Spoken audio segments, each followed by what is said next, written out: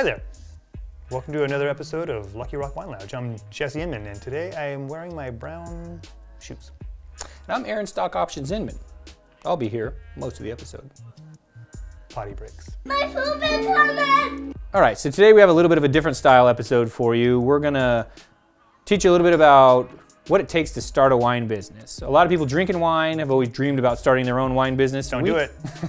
We started, don't you become our competition.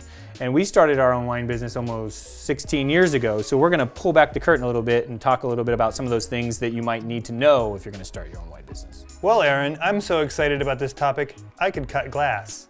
Today's episode is sponsored by Lucky Rock Wine Company because we own it.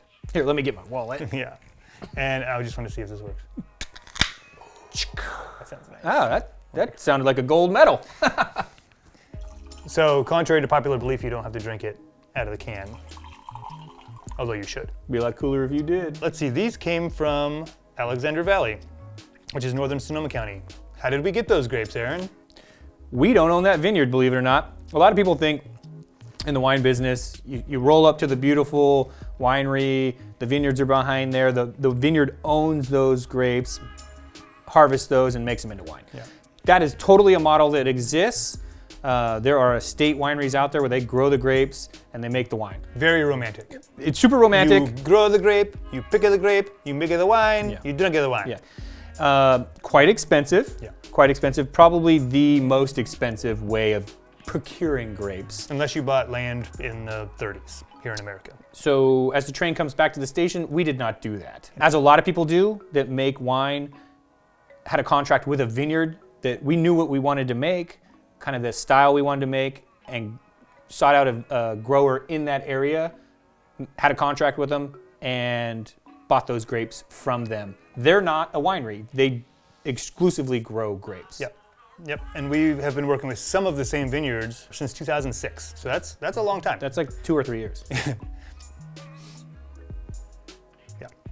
So outside of the estate model, owning the grapes or buying the grapes, there's also leasing the vineyard. Yep. Some people will lease the vineyard so that they can do all the farming themselves. And then one thing that a lot of people don't realize that a lot of people do, like they buy bulk wine. And so they made already pre-made wine from other wineries and either blend it or bottle it by itself. And there's even one step in between those because I fill out the paperwork every month. You can actually buy juice. You like to juice? That's what I said! Juicy, juicy, juice, juice, juice, juice. I love you more than anyone. And bring it to your winery and ferment it. You can buy somebody else's juice. You didn't grow it, you didn't press it, you just brought it in and fermented it however you wanted to ferment it. So it's kind of that, not a lot of people do it, but it is an option as well. Totally. And kind of the final one that we'll touch on here is actually buying a Shiner bottle. That's an option as well. So it's pretty much... Imagine this can with no label on it. We bought it, put a label on it. Yeah. There's not a right way or a wrong way. I think a lot of times in the wine business, at least peer-to-peer, winemaker to winemaker or business to business, there's a little bit of a stigma of, oh, you're just buying grapes or you're just buying wine. And it's kind of like this cascading level of less sophisticated winemaking. I heard a stat a long time ago about how many grapes are bought versus owned, and I can't remember what it is. Do you recall? No, I don't. It's got to be a relatively high. I think it's something like 70% of grapes are actually bought and sold versus grown and made into wine. And there's definitely a risk factor that is also decreasing because when you're owning the land, growing the grapes, there's a lot of risk involved there. But you get all the way down to a Shiner, usually you're buying a wine that's completely finished at that point. You know what it's going to be. You know what package it's in for the most part, outside of if you saw our other episode on wine labeling, you obviously still have to handle all that yourself. Yeah. But your risk level is a lot lower. So there is that too. Yep. Cost to entry, low. Okay, so now that you've bought your grapes or you've grown your grapes, then what?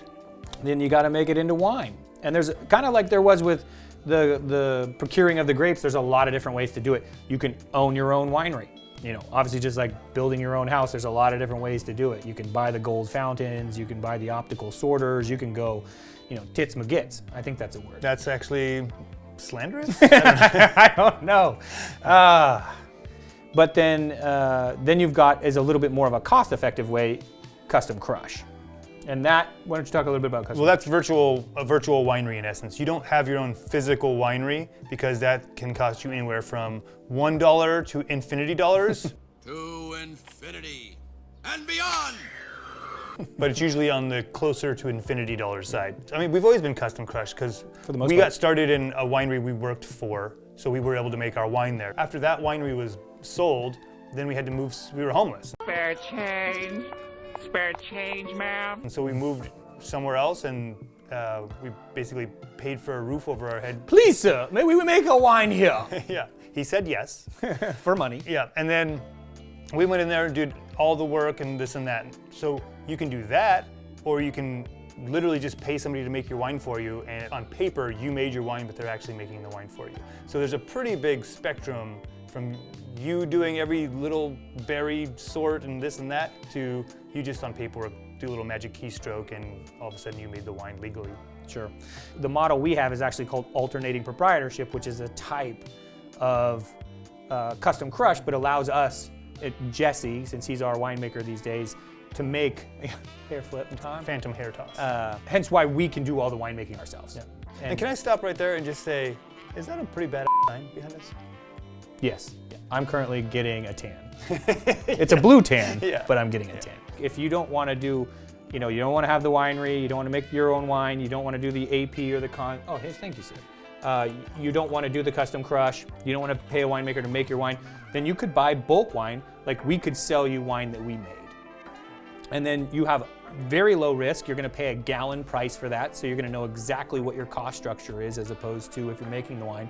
You usually know, but it can get a little bit. And that's like Cameron More Hughes. expensive. He's buying wines that are of a certain caliber. So his name is, when you put Cameron Hughes on the label, people trust him to produce a certain, well, not produce, but purchase a certain caliber of wine. So there's that, and then again, you could go all the way down to not making any wine and just buying shiners. Yep. And that's totally a business model too. And that's a pre-bottled wine. Cork and everything, you just slap a label on it. Yep. So one way of making wine that we didn't really discuss here, because it's not that popular in the US, but it is popular in Europe, is the co-op. That's where there's a lot of growers that have banded together under one entity, and they kind of negotiate on how to make the wine. It's, like I said, it's not a model that I know a ton about because we don't do it a lot in And the it frankly US. sounds complicated. Can get a little bureaucratic, So, but anyway, it is a model. I think we've covered them all. And we'll move on to how are you going to sell your wine? To the hard part. They always say making wine is the easy part, selling it is the hard part. And let me tell you, not hard for us, flies off the shelves. Wine's so good. Oh, you're at our web store right now? Perfect. Just hit that confirm button. Yeah. You always in business want to have an idea of what you're doing, but you really want to have a model of how am I going to sell this wine? Romance does not sell wine, and idealism does not sell much wine. And there's a massive difference between having a hobby and a business. And I think we had to make that distinction very early on, because when we started making wine in 2006, it was really more of a hobby. We wanted to make wine for ourselves. We were working for somebody else making wine, and we wanted to have ultimate control over winemaking. We got that stuff in the bottle, and we said, oh, now we got to sell it. Yes, we're handsome, and yes, that helps sell wine. But it's actually really hard. It's a saturated market. There is tons. Just go to your local grocery store shelf and see how many different wines there are, and then expand that to the beer aisle, the cider aisle, the seltzer aisle, and the spirits aisle. There's a lot of competing factors Yeah, there. indeed. So you really want to have a plan on how you want to get that wine to market. So you've got your traditional route. You've got your going out and getting distribution, where you're going to sign a distribution contract and they're going to sell your You're wine. selling wine to somebody who's going to go sell your wine. Then you could be out, if you're in certain states, you could be selling your own wine. And then you have your e-commerce. That's a big thing now, especially during COVID. We really learned that e-commerce, it really skyrocketed in popularity. So that's basically selling through your web store. Well, if you're going to sell through a web store, you need to have a website, you need to manage It becomes more complicated. There's shipping involved. There's Your all those margins get better, so if we sell you a bottle of wine, our margins might in theory be better, but at the same time we had to spend more money on our website, our marketing, our this, our that. So margins start to get whittled down, and it almost works out to be, depending on your price point, the same as distribution. And Mr. Bezos really humped us hard by, now everybody thinks you're going to get free shipping, and that's really tough to swallow when you're a small Yeah. winery. So keep that in mind. And then you've also got kind of the traditional way that that a lot of people think about buying wine too is just walking up to the winery. In Europe, in the old world, they call it more the cellar door. And so that's going in and buying going to a tasting room, tasting the wines, buying wine, bringing it home or having it shipped, or joining their wine club and having reoccurring shipments. I still can't get out of my head that Jeff Bezos humped us. yeah. It was gentle. I didn't see any money for that. I didn't even get free shipping. If you look up the word hump in the dictionary, it actually just means effect. Or Wednesday. Leslie, guess what today is? It's hump day. So those are kind of the main ways to sell wine. There's export to other countries, which has its own. You need to have somebody kind of show you the way there. Like we do export. Lucky Rock goes to, you can buy this can in Canada. Not this one, but you know what I mean. Yeah. And Someone else's. Japan, Taiwan, we've done some stuff with it, to Denmark. So we've had to learn that, and we have a great international broker that's helped us learn to navigate that export market. Yeah, and remember, we started off being cellar rats, just making wine and then putting it in a bottle, then trying to sell it. And now we're like, oh, we better learn how to do the wine business. Yeah. And now we're like exporting wine, we're doing direct, we have websites, we're managing, writing blogs. It gets pretty complicated. It gets fairly complicated fairly fast. And that's why, this is why we really stress knowing how you want to sell it, because there is a lot of, I think, this is where a lot of people, the passion can blind you a little bit. And maybe this is with any industry, but with our industry, it can really be a nail in the coffin. If you don't know how you're going to sell your wine, I think you're going to have a real problem when it comes time to do that. And then when you try and sell it, you're gonna have a real problem because we're gonna come after you and break your ankles. All right, lastly, this is one of my favorite ones because we're constantly working on it. How do you differentiate yourself?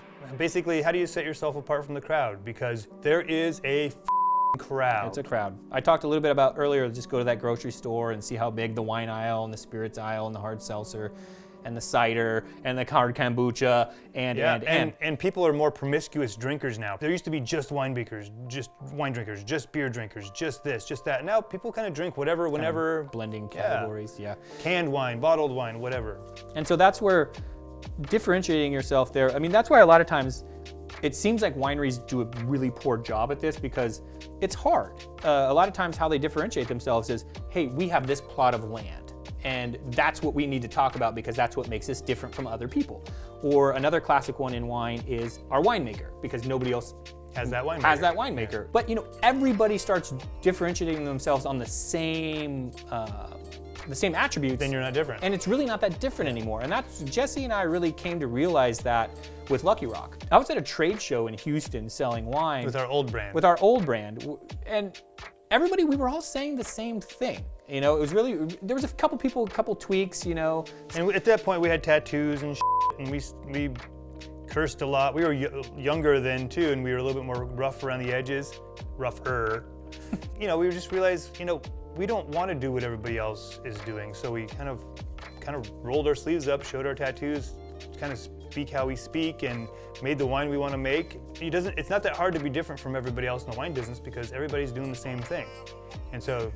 And that's also, we're making some generalizations here, obviously, Yes. right? Like the wine That's business, changed a lot the wine recently. business is growing a lot, and you are seeing more differentiation, and I really applaud that. Yeah. And so it's an interesting thing. I think that's definitely how you're going to differentiate yourself is super important. I mean, obviously here we kind of focus on high price to quality ratio, which isn't that unique, but that's a driving quality for us. A little bit more modern take on maybe like wine culture as far as partnering with food trucks, doing to-go winemaker dinners, partnering with tattoo artists to do labels or t-shirts or giveaways. I mean, just those kinds of things there are a little bit different than some really embracing video like we are. A lot of people are doing social media, but we're really committing to social media. Like those kinds of things all start to come down as to a way of starting to, you have a way of differentiating yourself and then you're embracing a medium to get that out to the masses that are resonating with you. And Well, if you're not sold, I am. Well, and these are things that, I wish somebody would have sat down and told me this kind of stuff 16 years ago, because by the time you get it said and done, it is quite a lot.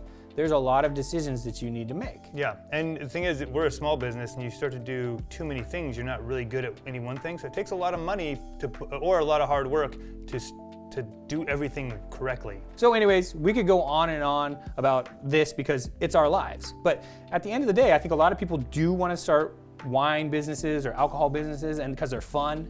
and they can be a lot of fun. Yeah. But you do need to critically think about that. Do I want a hobby? Do I want a business? And these are some of the things that you might want to think about if you're going to dip your toe into that water. Good luck. All right, folks. Now you know how to go start your own wine business. Just take out a massive loan and get going. We'll see you on the next episode. Cheers. Cheers.